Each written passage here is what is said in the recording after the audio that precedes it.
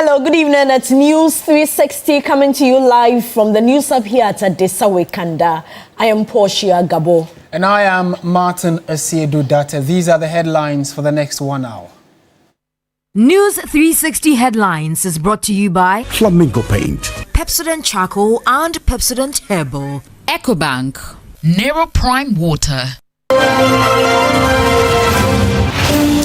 Former Finance Minister Ken Ofori-Atta released from the U.S. Immigration and Customs Detention Center following a court order.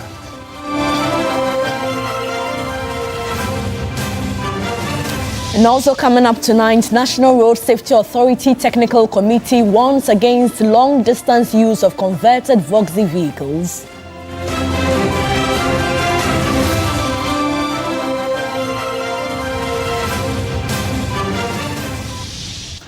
And later in the bulletin, the New Patriotic Party introduces verification requirement for online registration as party warns only validated members can vote or contest in polling station elections.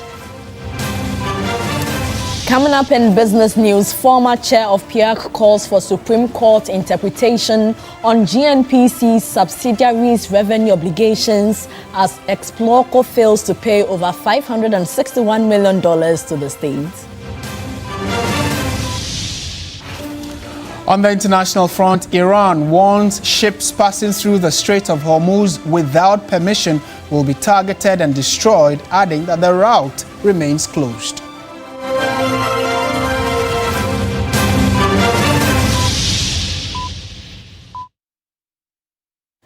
We have details of these stories and many more coming up in the next 1 hour. Do stay with us. We are starting from the United States of America now, and former Finance Minister Ken Ofori-Atta has been released from detention by the United States Immigration and Customs Enforcement following a judicial order issued on the 7th of April 2026. A press release from his legal representatives, Menka Premo Osebonsu, Bruce Kathleen Partners, confirmed that Ken Ofori-Atta has since returned home and is currently with his family. According to the statement, Ken Ofori-Atta remains committed to pursuing due process in defending his rights and guaranteed under the Constitution and laws of the United States. The family expressed gratitude to God and to all individuals who offered prayers and support during the period of his detention.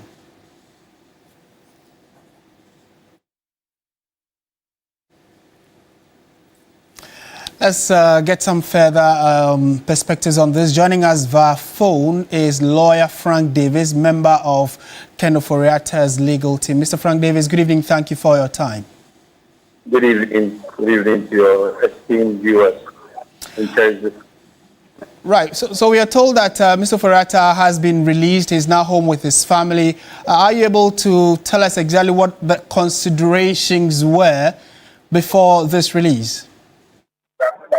Well, as put out in the presser, this is exactly what you have been told. He's been released from ICE custody and detention facility, and he's now with his family, rejoined with his family and his home.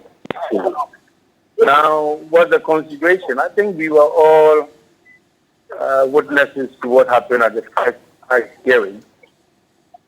When the bond application was posted, lawyers from the Department of Justice, the Federal Republic, the Department of Justice, put in a caveat that they would oppose the bond application because there was a extradition request pending in respect of Ofori-Atta. The judge had no option than to adjourn the proceedings for the Department of State Law, the Department of Justice lawyers to file the extradition request before the judge.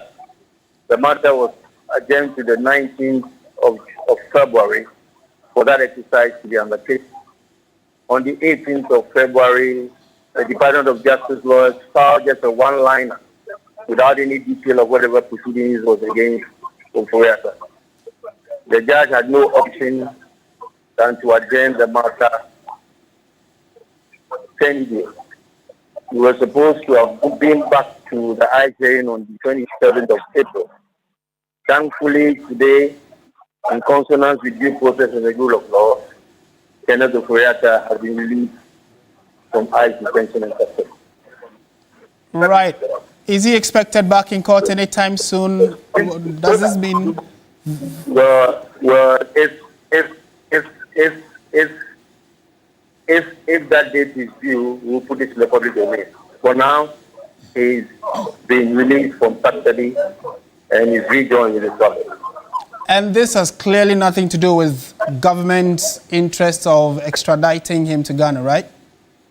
Well, the ICE hearing, I've said that without mama, that the proceedings in the ICE court stand separate and distinct from the extradition request. The ICE matter is a purely administrative immigration matter. He had applied for an adjustment of his immigration status. So ICE proceedings or hearings have nothing in common with the extradition request. Okay. The extradition request, so far as I can understand, thus far, is supposed to be pending. Okay. Mr. Davis, thank you for your time this evening on TV3. Frank Davis is a member of the legal team of former Finance Minister Ken Ofori-Atta.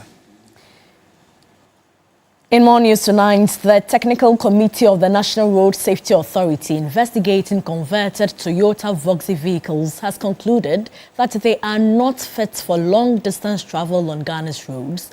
The report also cites systemic failures as a major factor behind the surge in fatal accidents nationwide. Following the public uproar over the number of crashes involving Voxy vehicles, the National Road Safety Authority set up a committee to look into the issue. On Wednesday, April 8, the committee presented its final report, in which it described the situation as a major threat to passenger safety.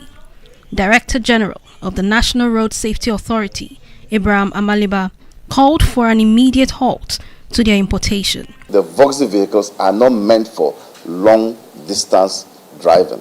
It is for intra-city driving, not inter-city driving. But what do we see? We see the Voxy crisscrossing the length and breadth of this country.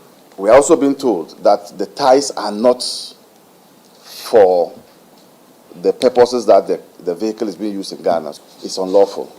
So when we are able to get the customs to stop the importation, then it cures that one. And then also those who are already in Ghana will need to ensure that they don't also move beyond the intercity. He noted that several vehicles have been unlawfully converted from right-hand drive to left-hand drive, resulting in many road crashes. I think that those who are engaged in the conversion are engaged in an illegality. Those people are brothels for vehicles. So we would target them and close them down and prosecute all those who are involved in that. Because their activities are killing us on the roads, and we will not allow that to happen. Chairman of the Toyota Voxy Technical Working Group, Godwin Ofori-Atta, said the vehicles were not meant for commercial use and that system failure worsened the problem. Right from the point of entry, there were systemic failures. They shouldn't have been registered, they were registered.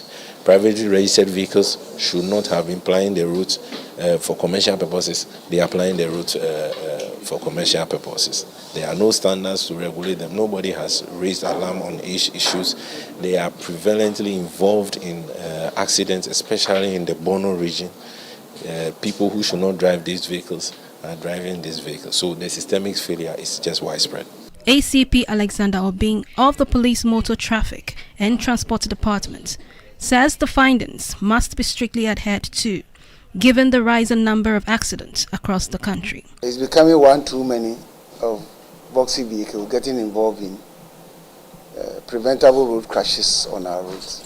We enforce it to the letter in all our 25 police regional jurisdictional roads to ensure that we restrict its use so that Ghanaians will use it in traffic in intracity areas. The NRSA says enforcement of the committee's recommendations will take effect soon.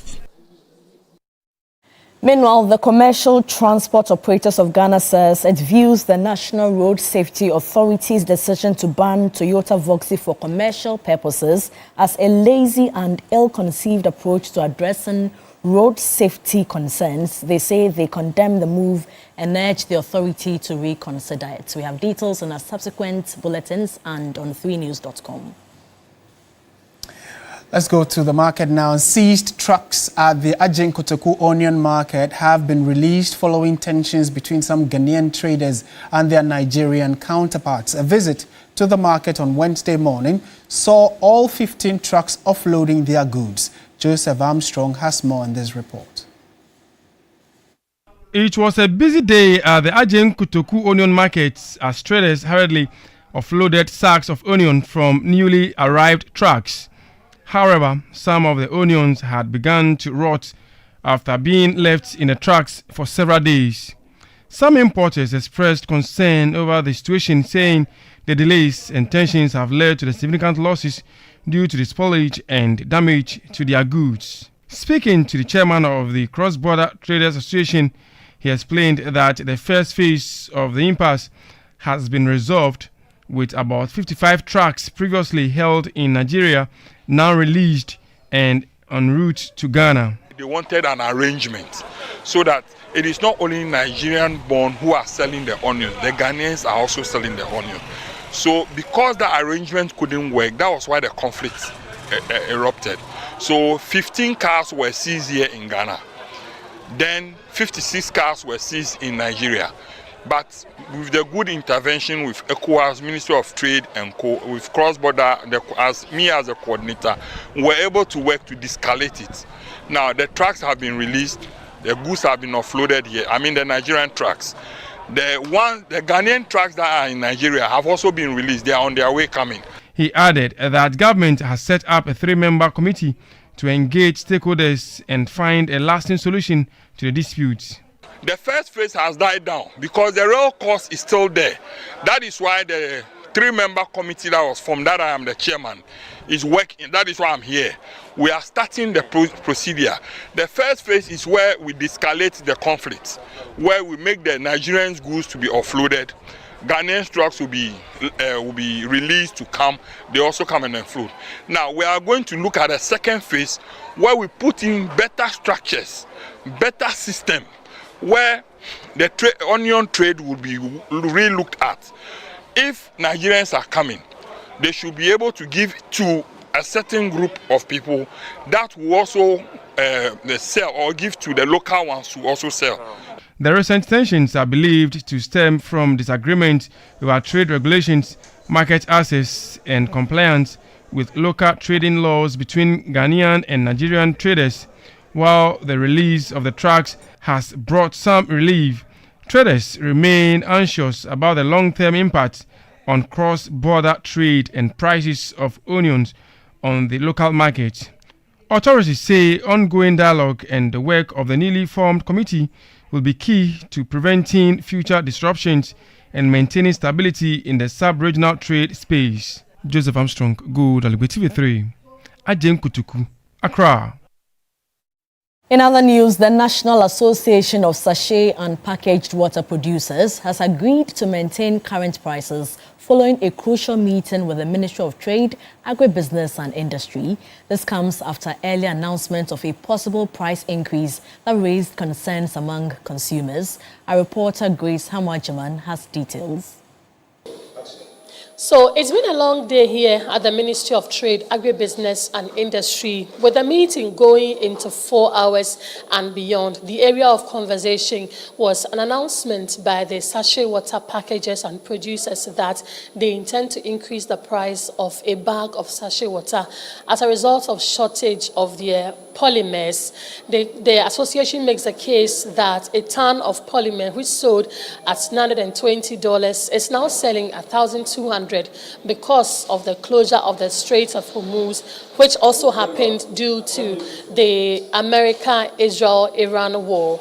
But after conversations and discussions with the minister, the group is announcing that the old price of a bag of sachet remains the same. Proposed increment was expected to take effect, potentially pushing the cost of a bag of sachet up. But after conversations and discussion with the minister, the group says the old price of sachet water remains. President of the association, Eboboche, says that the association will absorb any cost that is coming out of the decision, but will ask government for some interventions to stay afloat. After listening to her and considering the fact that sachet water is a basic necessity for over 33 million Ghanaians, yes, we are losing money if we go back to the old price, but then for the fact that we love Ghana and Ghana must thrive, we've decided to absorb the shock and keep the old prices for at least a month or two. And we expect that it will trickle down to the sachet water producers as well. The Minister of Trade, Agribusiness and Industry, Elizabeth Ofosu-Ejari, assured the group of government supports and interventions even as they find a way around the situation. Because the economy has been stable for a while, we think that they have been cushioned. So it is good time for the industry to also cushion Ghanaians. They have agreed to do that so that we continue to enjoy the stability that we have in the system. Because in any economy, there are gains and there can be losses. Don't worry, this is temporary. I think that this economy is resilient enough to bounce back quickly so that you make the returns on your investment. So on that note, distinguished ladies and gentlemen, sachet water sellers, retailers, wholesalers, the prices remain the same. The two parties, that is the ministry and the sachet water producers, agree that challenges facing the sector remain unsolved and further consultations will be key in determining decisions that will happen in that sector. From the Trade and Agribusiness Industry Ministry here at Accra, Grace Hamuajiman for TV3 News. Let's do politics now. The National Executive Committee of the New Patriotic Party has maintained that individuals who register online to be party members must verify their details at respective polling stations. Persons who fail to do that cannot vote or contest in the upcoming polling station elections. Christian Yale reports that there has been a review of the number of polling stations an election committee will supervise. The Emergency National Executive Committee meeting was held to review feedback following the recent membership registration drive by the party. It was attended by the party's 2028 flag bearer, Dr. Mahmoud Baumia, as well as former National Secretary John Boedu, the current secretary and top leadership of the New Patriotic Party, including some members of parliament who were part of that crucial meeting. The NPP NEC maintained an earlier decision that all individuals who register virtually to be members of the party must necessarily go to their polling stations to verify their details. NEC actually maintained what the directive was. So if you registered online and were not able to go and verify as directed, then that situation maintains that you cannot vote and be voted for. So what directive was given still applies. What conversation is going on is how to, in merging the two registers, how we ensure that people who registered online can be vouched for at the polling station. So there's a mechanism to try and see if we can do some register exhibition at the polling station. So that's that. But the process is terminated at this point. In terms of people wanting to register to vote or be voted for, the opportunity for continuous registration exists online. That has been discussed, but that will not affect the elections. Another thing that was discussed at the emergency NEC meeting was an expansion of the number of polling stations that a polling station election committee would handle. Also, we know that a committee has been put in place to review the manual for party executive officers. The membership drive that we just finished, we took feedback, some minor adjustments in preparation for the polling station elections. Originally, the guidelines were allowed for 10 police stations elections to be conducted per election police station election committee. The number was so much, and so the decision was made to increase the number of police stations to bring down the number of election committees. So we have increased it from 10 to 25. That for me is the major matter that was discussed. And then also I mentioned earlier about a committee that has been put together, part of this meeting, to work on reviewing the manual for executive officers of the party executives, I should say. For the Greater Accra Regional Chairman of the NPP, all individuals are welcome to join the new patriotic party, including members of the NDC who wish to cross carpet. You know, the registration would lead to the formation of the party's album. So we need to be careful.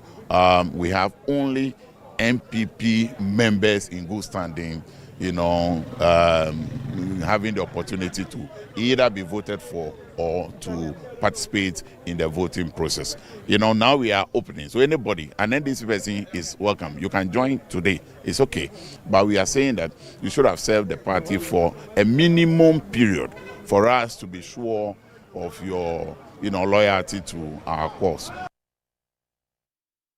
And away from the NPP, health authorities estimate that nearly 2 million people struggle to identify reliable medical and health information, creating a gap between available services and effective use of those services.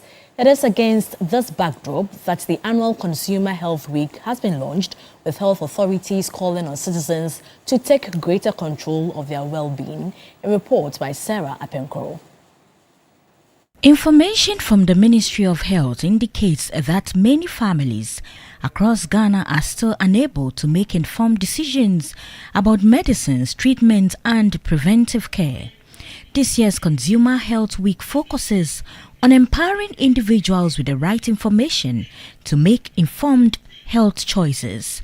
This is coming at a time when misinformation and rising healthcare costs remain key concerns. Health officials say many common illnesses can be prevented or better managed when people have access to accurate information, regular checkups, and healthy lifestyle guidance. Deputy Director General of the Ghana Health Service, Dr. Caroline Emisa, says Consumer Health Week highlights the shared responsibility between citizens and the health system. We have a role to play as individuals, as citizens, and the system also has a role to play. So when individuals are poorly informed or insufficiently protected, health outcomes decline, resources are wasted, and public trust weakens. To bridge the information gap, the Ministry of Health is expanding community health education programs and investing in digital health platforms to improve access to reliable health information. When consumers understand how to identify quality assured medicines, when they know how to report adverse drug reactions, and where they demand accountability in health delivery, they become active partners in safeguarding the health system. But beyond the speeches and statistics, the real impact of consumer health awareness is best seen in personal experiences. The doctors especially, they are to educate the patients, because when you go to the hospital, you might not know what's wrong with you, but instead of the doctor to explain things to you clearly, they don't do that. They just give you medications for your problem. If you don't ask, they will just watch you go. Sometimes they pack a lot of patients on one doctor, and the other doctor is free, so they can try to improve the OPD side, so that even if the doctor's time is over, they can extend it by an hour or two. All right, so GB Foods, one of the leading food brands in Ghana and producers of Gino and Pomo tomato paste, has launched its 2026 National Consumer Promotion dubbed Achedie Soku. Management say that the initiative is not only a promotion but a show of appreciation to consumers who have remained at the heart of the brand's growth over the years. For years, Gino and Pomo tomato paste has remained a trusted name in many Ghanaian homes, playing a key role in everyday cooking and family meals. From stews to soups, the brand has built a strong connection with consumers through consistency, quality and reliability. Speaking at the launch, the marketing director for GB Food, Irabe Edusei, said the promotion is to celebrate consumers in a special way. We believe that you, the people and the consumers, have driven our brands to success, and therefore you also deserve to be driven forward to greater possibilities. This promotion is therefore not just about winning prizes, but it's about rewarding your loyalty, creating joy, strengthening our bonds that we share, and also for every single household that has been with us over the years. To our consumers, we say thank you for trusting us, for choosing us, and for making Gino part of your lives. The senior category manager encouraged Ghanaians to take advantage of the rewards on offer. To be able to participate in this promotion, one will just need to buy of our special promo packs. Once you cut open, you use a product, you cut open, you will definitely see a 9-digit code inside the pack, and then you text this to *844*99#, and you could stand a chance of winning exciting prizes, like we've mentioned. The promo runs from now to June, where there will be a final draw. Consumers stand a chance to win a range of prizes, including instant airtime, home and other electronic appliances, an all expenses paid vacation, and a brand new SUV as the ultimate prize. The Telecel Dream Car promo has once again delivered a life-changing win as one lucky participant drives home a brand new car after taking part in the long-running consumer reward initiative. The Telecel Dream Car promo winner Kofi Ofosuenin says he initially joined the promotion out of curiosity, using the shortcode platform to participate. After winning several weekly cash prizes, he said he remained consistent, a decision that ultimately paid off with a grand prize. I joined the first cycle and I didn't really put much effort into it. Maybe once in a while, answer a question or two, and that was it. But then sometimes I'll just do it, and I won a couple of the weekly promos. So that made me think, okay, let me just give it a shot. Let me put in a lot more effort. And I started actually, in the seconds, actually putting a lot more effort, answering the questions and all that. And I eventually paid off, and here we are. You should all give it a shot. I was one of the people, and then here I am now, holding my car keys, so hey. Acting Head of Products and Services Carlos Asarioko also added that the promo, now in its 8th year, is designed to reward customer loyalty while creating excitement around participation. The Dream Car promo is a promo that we run twice every year to reward our customers who are loyal to us, who play games with us, and who have fun on our network. We've already rewarded about 6 houses, giving away 7 cars, and today we've given away another car, making it the 8th time we are giving a car. And this promo is basically to give back to our customers for the time they spend on our network and for the opportunity to have that relationship with them. A representative of the National Lottery Authority, Bright Ofori, assured the public of the promo's credibility. Being part of this promo means that it is authentic, and whoever won, the winner today is genuinely selected and fairly selected among the pool of participants. He was fairly selected.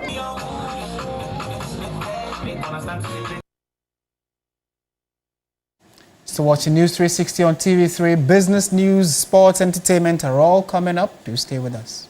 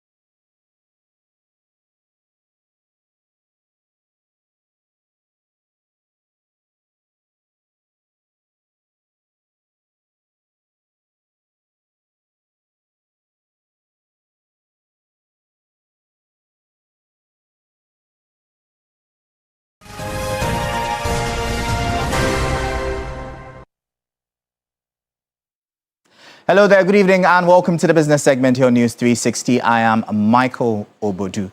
Now, the Public Interest and Accountability Committee, PIAC, has signaled its intent to seek legal clarity from the Supreme Court following a massive revenue shortfall involving Exploco, a subsidiary of the Ghana National Petroleum Corporation, GNPC. The move, suggested by a former PIAC chair, stems from the subsidiary's consistent failure to lodge its oil proceeds into the Petroleum Holding Fund as mandated by the Petroleum Revenue Management Act. According to the 2025 PIAC annual report, Exploco has failed to account for a staggering $561.6 million in petroleum revenue due to the state between 2022 and 2024. This includes corporate income tax and surface rentals from the Jubilee and 10 fields. At the launch of the report, former PIAC chair Constantine Kujaji suggested the committee approaches the Supreme Court for a definitive interpretation of the PRMA to compel GNPC and Exploco to surrender the outstanding $561.6 million. My best bet is for us to go to the Supreme Court for a declaration whether or not those monies are petroleum funds that are payable into the PHF. Because as PIAC, we can recommend, but we cannot enforce. So it's time we take the matter up so that we are clear, because the money keeps building. Executive Director of the Center for Democratic Development, Professor Henry Kwesi Prempeh, called for more scrutiny. These state-owned enterprises essentially represent great systemic risk to our system. On the average, anything between 20 to 25% of our GDP actually runs through some of these state enterprises. Our position is that the mere fact that they are commercial in nature should not be reason why we should exclude them from constitutional scrutiny. Chair of PIAC, Richard Elima, explains why GNPC Exploco needs to lodge its oil proceeds with the Petroleum Holding Fund. If you take a loan from the Ministry of Finance to buy back some shares that one of the partners was selling off, you buy the shares and then you create a subsidiary called Jubilee Oil Holding Limited. GNPC is a 100% state-owned company. So if you're a 100% state-owned company and you create a subsidiary, by inference, that subsidiary is also state-owned. PRMA is very clear that every revenue from oil, whether directly or indirectly, where the state is involved, the revenues must be lodged into the PHF, the Petroleum Holding Fund.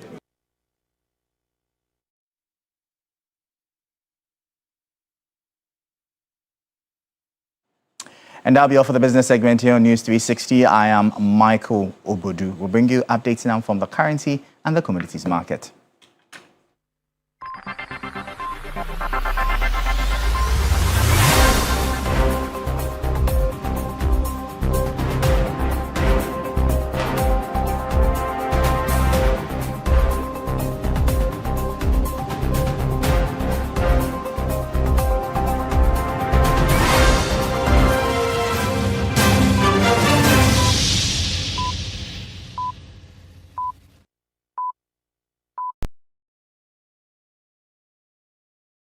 When you're going to buy a paint, don't look left, don't look right. Go straight and grab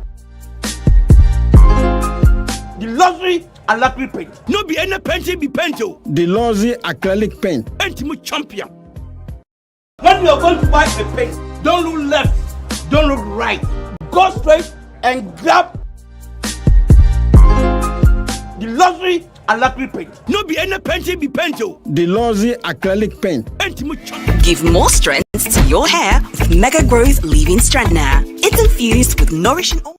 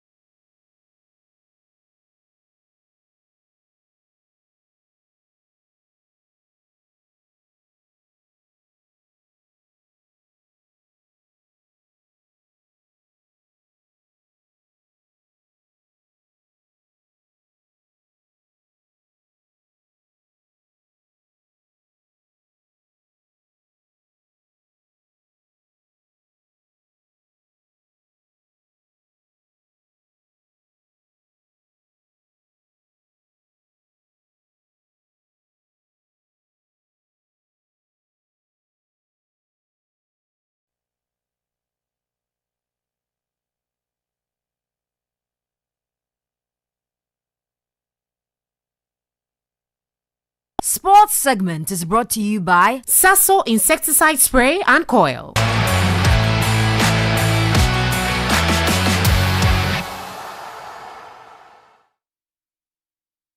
Hello, good evening, and welcome to the sports segment here on News360 with me, Oreku Ampofo.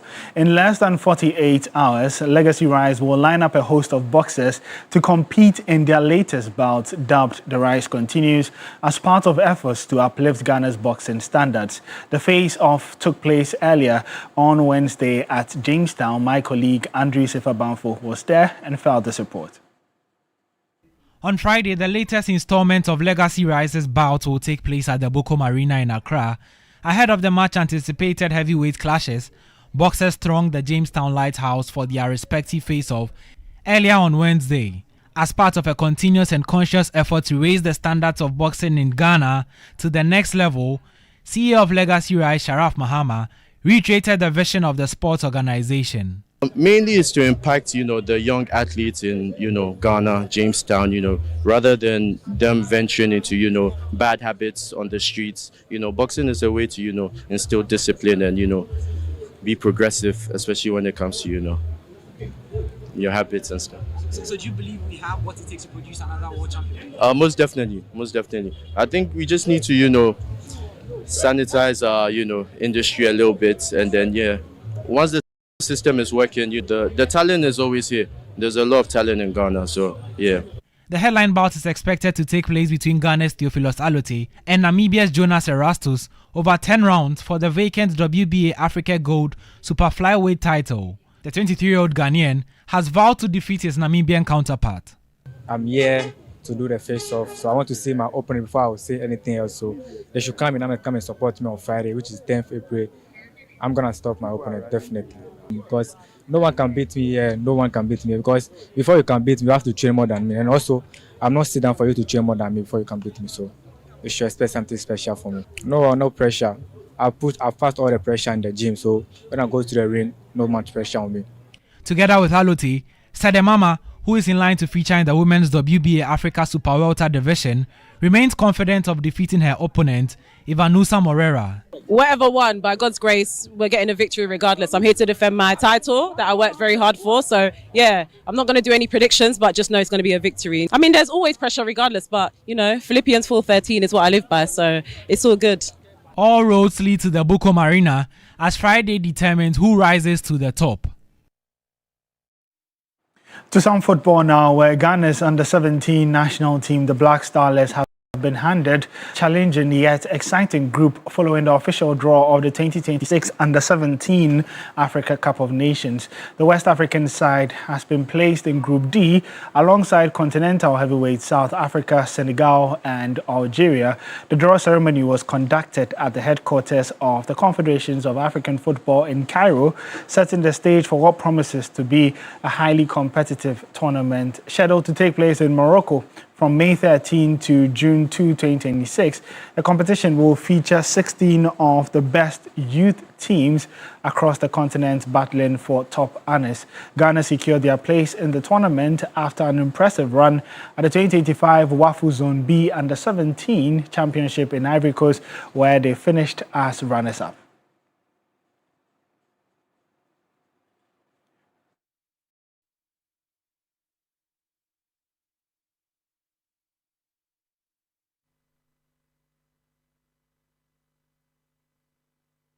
Morocco, the host, to be in the same group with Tunisia, Egypt and Ethiopia in Group A. Then Group B sees Cote d'Ivoire, who are the WAFU B champions, and the same group with Cameroon, Uganda and then DR Congo. Group C sees Mali, Angola, Tanzania and Mozambique compete. And then the final group sees the Black Starlets in there with South Africa, Senegal, and then Algeria.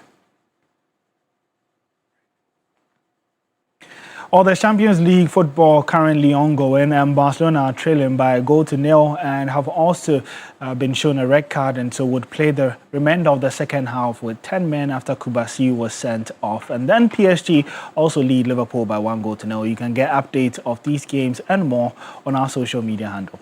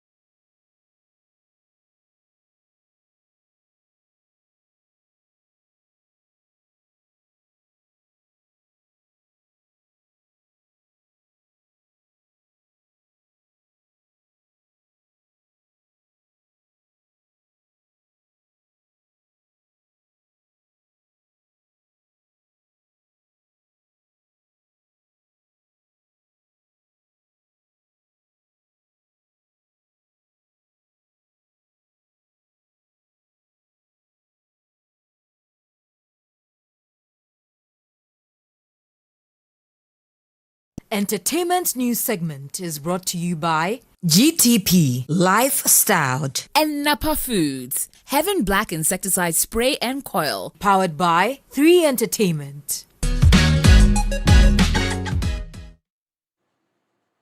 Good evening and welcome to the entertainment news segment here on News360. My name is Noella Donko. Now, acclaimed palm wine band Kwampa is set to celebrate 9 years of promoting Ghana's rich musical heritage this July with ambitious plans for the future. Looking ahead, the band says it aims to take palm wine music global, sharing its unique sounds and stories with audiences around the world.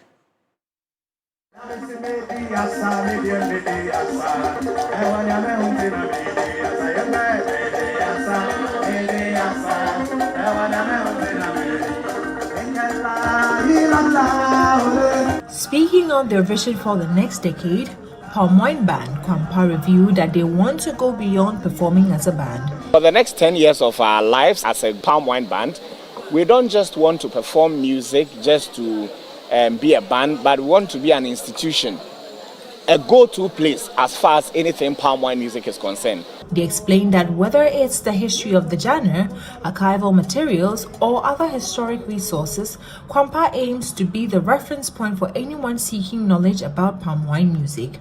So if somebody wants anything palm wine, it's Kwampa, whether it's archival material, whether it is history or historic material, whatever it is, we want Kwampa to be the go-to in terms of palm wine music.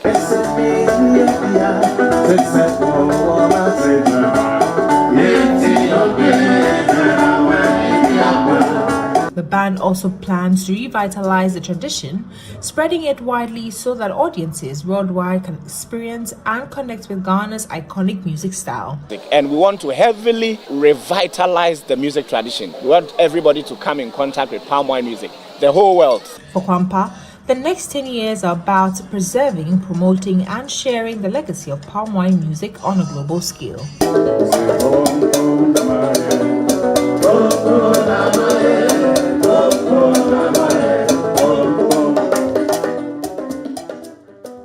And also some more stories. Award-winning singer Kwabwa says he could have been a millionaire if not for the informal practices within Ghana's music industry. The prolific composer explained that despite producing several hit songs, the lack of a structured system has limited the earning potential of songwriters. He noted that a better framework would have allowed him to free benefit from his craft and take on more writing opportunities for other artists. Now, Kwabwa added that unlike in international markets, where musicians earn from both performing and songwriting, Ghana's industry does not offer the same financial rewards. He also highlighted an unspoken industry code where artists often do not charge each other for collaborations or songwriting services, ultimately affecting their ability to earn significantly.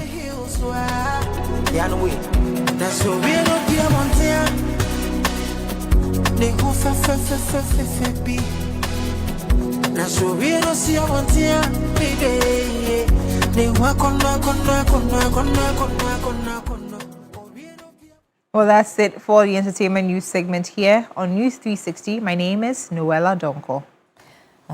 On the international front, Iran has warned that ships passing through the Strait of Hormuz without permission will be targeted and destroyed, adding the route remains closed. Iran had agreed to allow vessels through the key oil shipping route for 2 weeks as part of a conditional ceasefire deal with the U.S. Earlier, U.S. Defense Secretary says there is a real chance at peace, while President Donald Trump says the U.S. will work closely with Iran. UK Prime Minister Keir Starmer has called on those involved in the conflict to make the truce permanent and urged all sides to implement the ceasefire, including in Lebanon.